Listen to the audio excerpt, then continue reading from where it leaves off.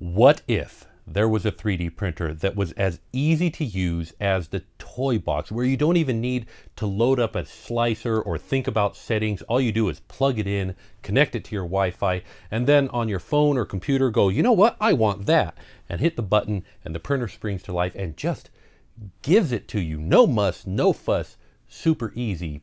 But that you could buy it at a price closer to the Easy 3D K7, a 3D printer that's $80 to $100 depending on where and when you buy it.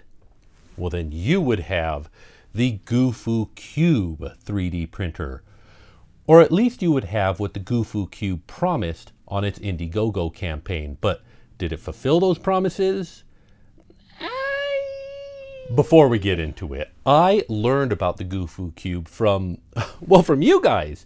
You all, commenters and people in the community, reached out to me and said, hey, what do you think of this 3D printer? And so I checked it out. And in fact, I decided that I would use this 3D printer's campaign as kind of an example for how to critically analyze Kickstarter 3D printers so that you're not getting caught off guard by scams. And you can watch that full video here. Now, during that analysis, I made a small mistake. I said that I thought this might be a Stratasys 3D printer because Stratasys had previously made a 3D printer that they called the Cube, and I thought maybe GooFoo was a shell corporation of theirs and they were reviving the name. But no, it was just a complete coincidence. GooFoo is a completely different entity. They are real people who are really trying to make 3D printers and have some experience doing it. So apologies about that. But in analyzing this campaign, I realized, you know, there really aren't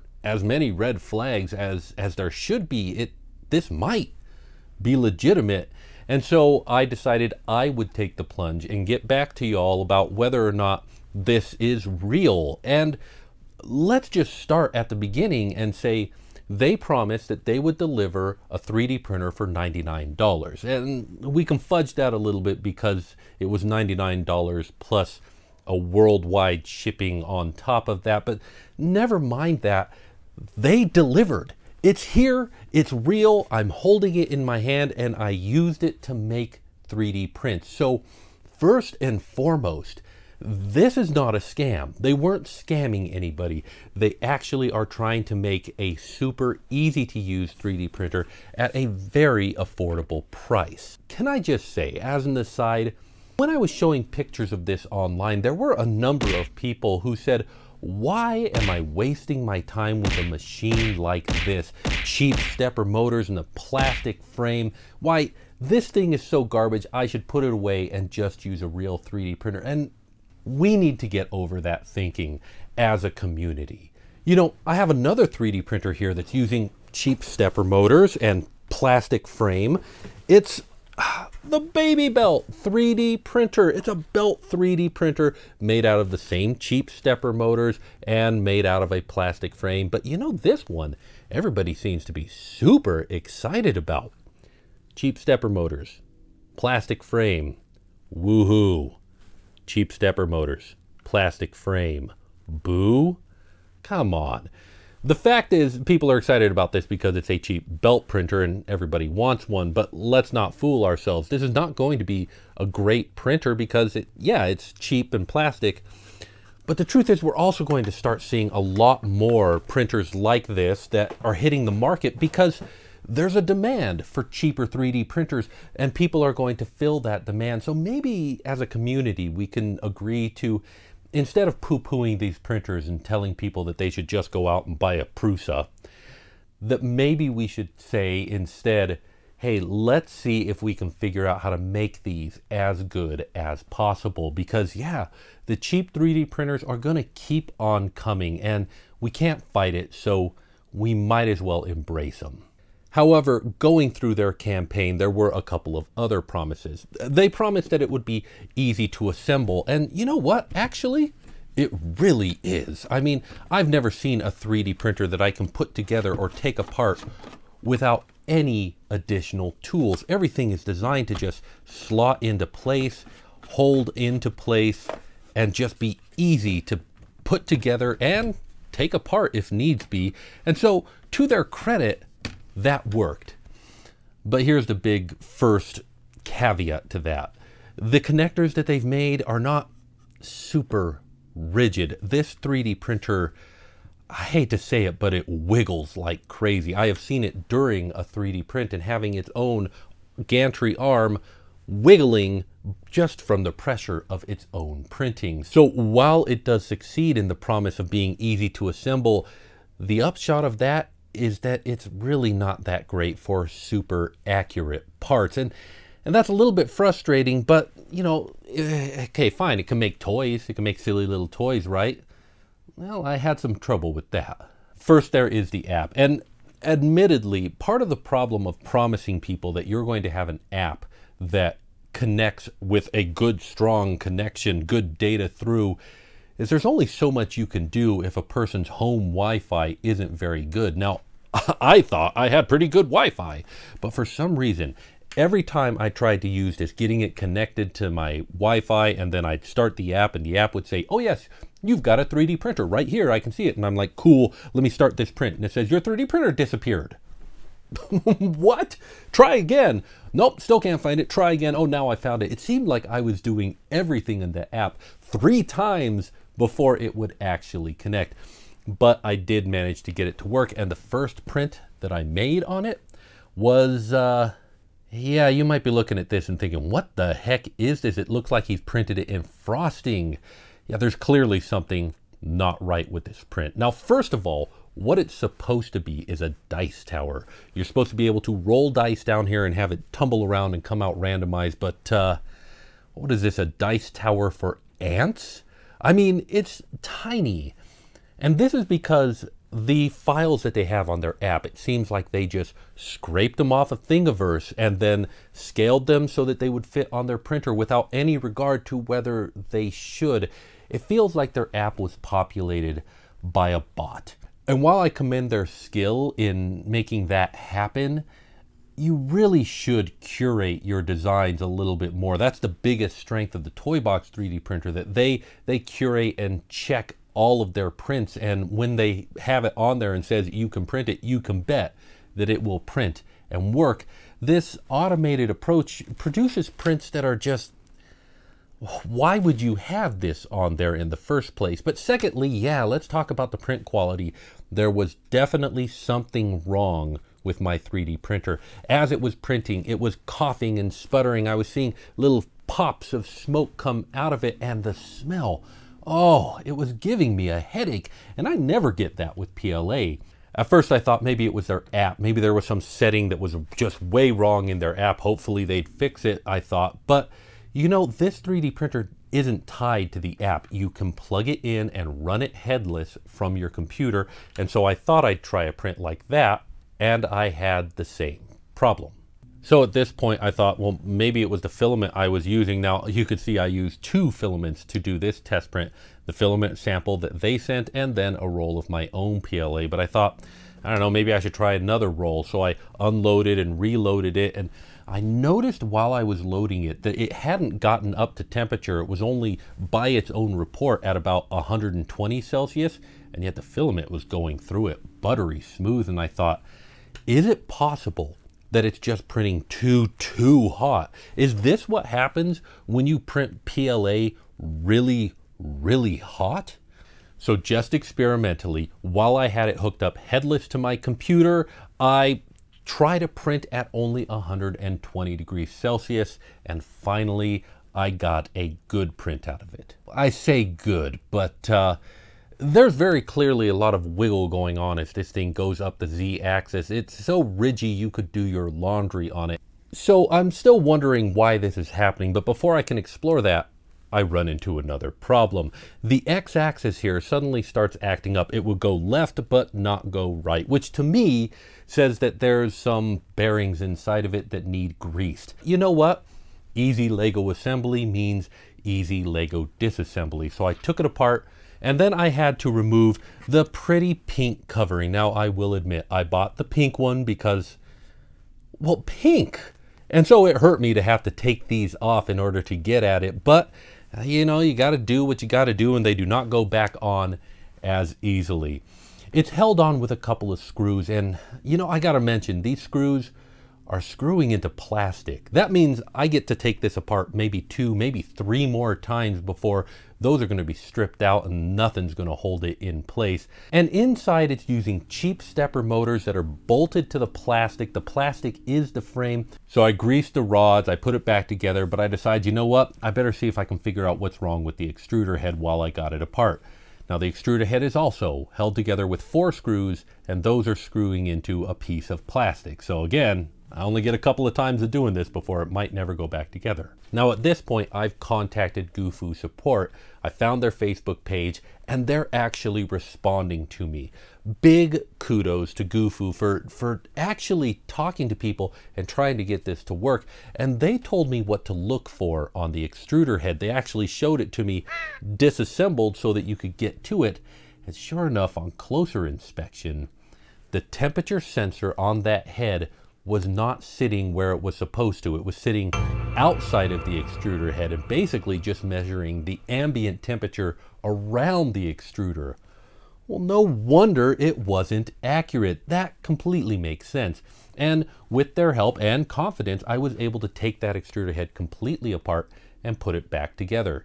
Now, let's talk about this extruder head because I think that it's absolutely genius and a little bit scary at the same time. Unlike other 3D printers standard hot ends that we're used to, where you have a block of metal that has a feed path running through it, a heater element going into it, and a temperature sensor slapped onto it. The heater element heats up the hot block, that allows the filament to melt, and the temperature sensor reads the temperature of the hot block. This one has the heater element wrapped directly around the feed path with the temperature sensor lying directly next to that heater element. It's no wonder they recommend you print this thing at 185. They are measuring the temperature, as it were, right out of the spigot. Now, I didn't tear it down enough to figure out what that feed path was exactly made from, but I have a strong suspicion. Do you remember at the beginning of this when I said that my first prints were giving me a headache?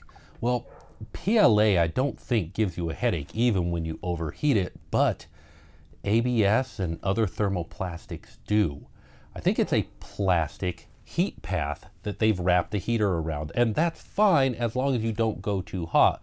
But I got too hot, and it's possible that I in some way damaged the hot end, the feed path, something in that process. Now, GooFu has promised to send me a new nozzle, and I hope that they do, and when they do, I'll put it in and see if maybe that improves my print quality a little bit. But until then, I put it all back together. It seems like the temperatures are reading properly this time, so I start another print from the app, this time a spice rack. Again, a spice rack for ants. I'm not going to criticize again this time, but during the print, I noticed that my bed, again, wasn't level. It had thrown out of level as I was picking it up and moving it around. But I had a really hard time stopping the print because when I went to the app to stop the print, the app still thought that the printer was heating up, even though it was already like 10 layers into the print. The printer hadn't updated the service, they hadn't updated the app, and I don't know, maybe it's bouncing off some web server in China that was just really slow to get to, but I couldn't stop the print, so I just let it go, and it finished, and it worked for what it was, but I decided, okay, run it headless one more time, do another print, level the bed. I use printer blocks to level the bed. I basically just push the skirt out to its furthest distance so that it goes around the edge, and while it's going around the edge, I twist the knobs to level the screws to make sure that I know that it's level, not based on paper or measurements, but based on the print, and that works pretty good. But after this printer block printed, I noticed it was squished. Why is the printer block squished? Did the bed like rise up during the print? Did it loosen again? Well, no. When I ran another one, or tried to run another one, the bed was perfect. Oh no. Now the Z-axis bearings need greasing. Here we go, take it apart, open up the Z-axis bearings. Oddly, there was already some grease on these rods. They should have been good, but no, they were having problems. I printed a low poly dyno, but it stopped before it got to the head. I have a headless raptor. I printed a bottle opener, but it stopped before it got halfway. And this one really demonstrated to me what the problem was, because the PLA was wrapped around the feed motor like it was a flexible filament. The feed motor was getting hot, and I had noticed it before. It seemed like the whole body of it was a little bit hotter than it should have been. Yeah, it was getting hot enough to soften the PLA. Again, GooFoo support was wonderful, and they told me, yeah, we noticed that we are sending some of them out with too much current being sent to that motor. Do you think you could take it apart, take apart the main body of it, and twist the resistor to fix that? Okay. Taking apart the main body now. There is now not a part of this printer that I have not disassembled and put back together. Now again, big kudos to GooFoo for being aware of it, owning it, and helping people solve it. But for a 3D printer that looks like it could be given to a child, for a 3D printer that is pretty much marketed that you could give this to a child, you should not have to have a multimeter on hand in order to fix it. So I got it all back together, and I got a good print, a Chibimol turkey out of it. And yeah, there's still a lot of stringing and goobering, and there's still a lot of wiggling on those layers, but it worked. It was able to 3D print a Chibimol. You know, I really don't want to bag on GooFoo. I mean, they could potentially fix these problems. This is some of the first batch going out as part of their IndieGogo campaign. You should expect a little bit of growing pains when you're one of the early backers. But I don't have to judge a 3D printer based on my feelings. I have got numbers. Last year, I put together a spreadsheet to compare all the 3D printers I've ever reviewed, and I built this spreadsheet on hard metrics, on clear numbers, on meet this or don't, and I could use that to tally them all up and compare them with each other. And putting this 3D printer on there, having to account for the fact that now it's a $200 3D printer, that's what they said during the campaign that they were going to sell it for after the campaign, taking into account that maybe they fixed these problems, and so I'm not going to ding them for having hardware that needed me to fix it before it could get running. And, you know, even giving their app just a little bit of a boost, but quite frankly, I can't give it too much. I hope they fix it, but they're going to have to fix it a lot. But putting all those numbers in and crunching the numbers, the GooFoo Cube is the lowest ranked 3D printer that I have ever got my hands on. Now, again, I need to emphasize that a low score on this table doesn't mean that it's a bad 3D printer. In fact, you can't be on this table if you don't produce 3D prints. If you don't produce 3D prints, you get no score whatsoever. Even being on the table means that you've done it. You've made a 3D printer, and GooFoo did do that.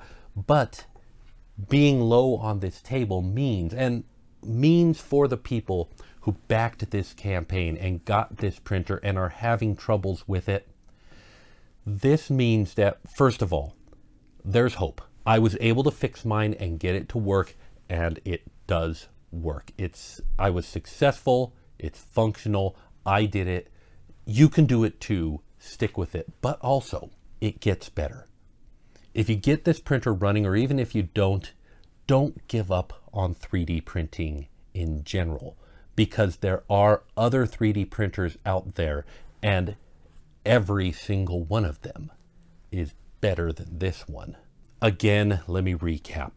I don't want to bag on GooFoo. They are trying to make something happen, and I'm really proud of the fact that they delivered and made this happen. And again, I feel like for 3D printing to move forward, we're going to see more of these, and we're going to need to see more of these. 3D printers are going to have to get easier, and this Wi-Fi app-based approach, if they can get it right, is really the key to making that happen. While you're checking out this cool thing posted by one of you on the What You Making channel on my Discord, why don't you open up the cards and see what deep dive into the topics of this video you can do. Man, this is really cool. Yeah, I really enjoy it when people connect with me on social media. That's why I've got links to all the socials in the description, and I hope you'll check them out. I've also got a Patreon, which you can check out here, and I'll tell you a little secret about the suggested videos. This is the one that YouTube thinks that you'll like. This is the one, though, that I think you'll like. Which one of us is right? Only one way to know for sure. Gotta watch them both. And remember, safety first, because I really do care about you, and see you next time.